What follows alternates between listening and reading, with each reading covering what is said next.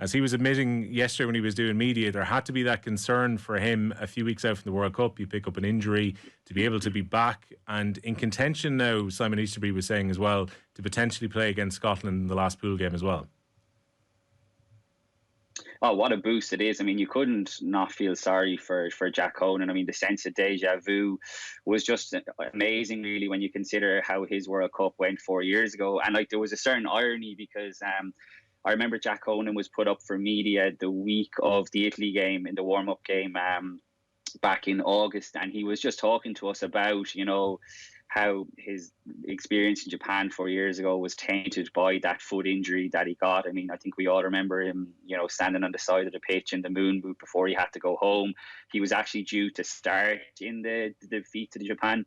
He pulled out late in the day. So for Jack Conan to have sat in front of us in the HPC in Dublin, kind of saying how much he was looking forward to kind of putting things right in terms of his own World Cup experience, and then like literally days later ending up in a moon boot once again, was just cruel. But look, I mean, he talked about it yesterday, Will.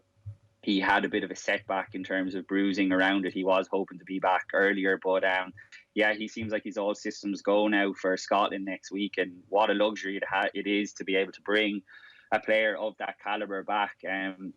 I'm sure we'll get on to talk about it. I don't imagine Ireland will be making wholesale changes by any means, but when you have a guy like Jack Conan coming back, I think there will be an eagerness to get him game time, and also potentially to give someone like Caelan Doris maybe a bit of a rest, but have him on the bench with all the work that he's gotten through over the last few weeks. Because without Jack Conan there, Ireland don't have a backup specialist age, so Caelan Doris has definitely had to play more minutes, I think, than the Ireland coaching staff would have liked. We've seen Peter O'Mahony go to number 8 during games as well, which obviously isn't his preferred position. But look, it just shows, I think, the stock that the Ireland coaches put in Jack Conan, how highly he is rated, because I don't think there are too many players in this World Cup where coaches would have waited until, you know, the last pool game that potentially to make your return. So that's a testament to Jack Conan and everything he's done over the last couple of years. You just hope he gets a clean run at it now going into next week and into the Scotland game.